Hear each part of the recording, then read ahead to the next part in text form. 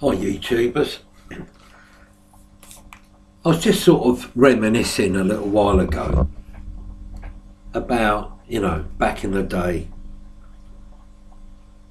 mainly in the 80s, sidebanding and some of the old rigs, and I was thinking, what would I say back then were the best, or top 10 if you like, sidebanders. Just trying to get myself in the middle of this thing. This webcam's a little bit,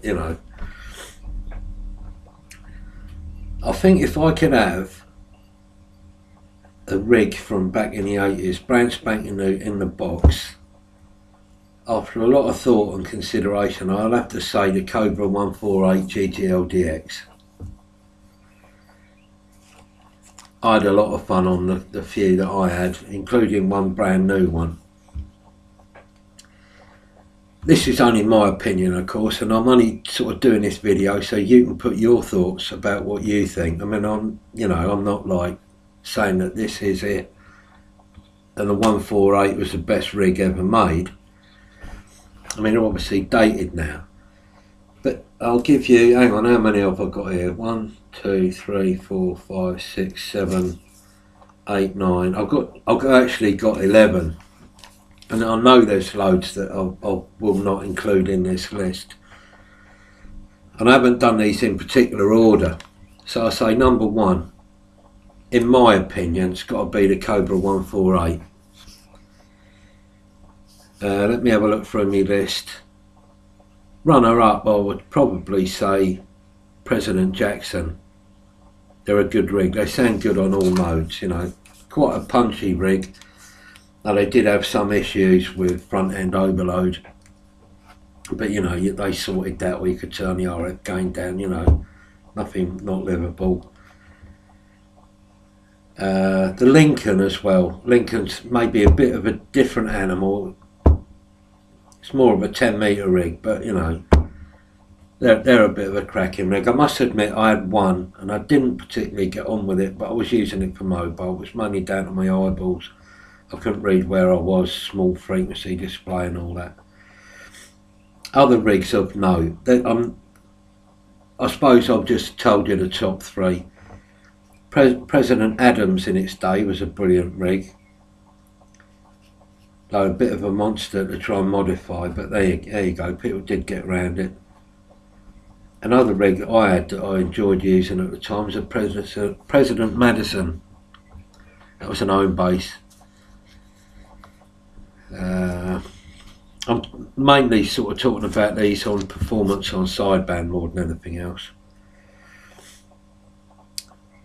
Stalker 15, my mate had one of them and he sounded awesome on it. He had a thing called, I think it's a Digi-Scan, and it went all over the place. It was like a frequency counter mounted on the top of the rig, and he had a 3-element beam up. It's an old time DXer. Where are we? Stalker 9s, they were alright, but they lacked a KC shift. Ham International Multi-Mode 2, they were alright if you got a good one that sounded alright on sideband, because back then everyone had their screwdriver set out. Everyone thought there was a rig doctor. I mean, I don't know if anyone else can remember a badly tuned rig. Hang on, my cat's invaded me. Come on, Tom. What else? There you go. Say hello to everyone, Tom. Yeah, that's it. Go on, down you go, boy. Where was I? Ham International range. You had the Ham International Jumbo. I had one. I never got on with it. Compared with the other rigs I had at the time, I thought it was crap. But if you've got an Ham International Jumbo, I'm not saying that's crap, but the one I had was, like I was saying, people used to screwdriver and you'd key up an AM and your power would go down instead of up, They sounded shit on sideband, because people don't know what they're doing. I'll turn this, is me power going up? No, I'll turn that, is me power going up? And mine, saying that applies to all these rigs. So the multi-mode range weren't too bad.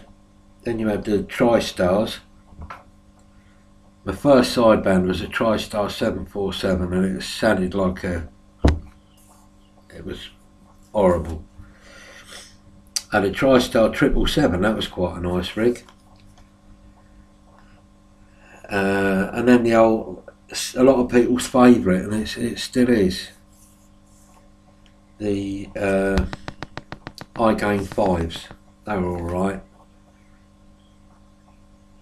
I mean, there was the Am International Concorde 2, and other rigs about in the day were the major, I think it's a 360 and a 588, had both of them. What else was there? The Superstar 2000. I didn't own one of them. I did use one for, you know, briefly. And then, of course, you got the Superstar 360, which basically was 148 with a different badge on the front.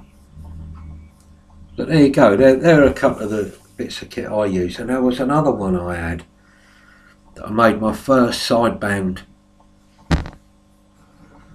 bit of DX on, if you like, and I'll bucket if I remember what it was. It wasn't particularly big at the front, but it's very long. But there you go, that wasn't a bad old rig. So come on, thoughts and opinions. What did you have? What have you got? What do you prefer and why? Now I suppose that's a good way to end the video, really. I like the 148 because of the sideband audio, and had a good amount of shift on the KC shift. You could, a lot of the KC shifts back then, it would say it was a 5 KC shift, but you'd only have like 2.5 KCs off a centre slot. The 148 you could get the full 5, so if someone said QSY 27.560, you could get there. And the mods that could be done, 10 KC jump, double lows, double eyes, Muppet boards, all the rig doctors were totally au fait with it. The Jackson sounded awesome, nice old rig. The Adams, that was alright, sounded nice on sideband again. Madison, good old rig. The Stalker range, I mean, as you can gather, I'm mainly a Uniden man, but I mean, I ain't discounting any of the Cybernex chassis rigs because they've all got their sort of thing. But that's my outlook on it. What's yours? And in my next video, I'm going to dig out my QSL cards, and they're all from 1989, I think. Just had a PO box back then, only run it for a year. And as you all know, it was all sort of a bit secret squirrel back then, so I obviously didn't want to give out my home address. Catch you soon, guys. Thoughts and comments, please.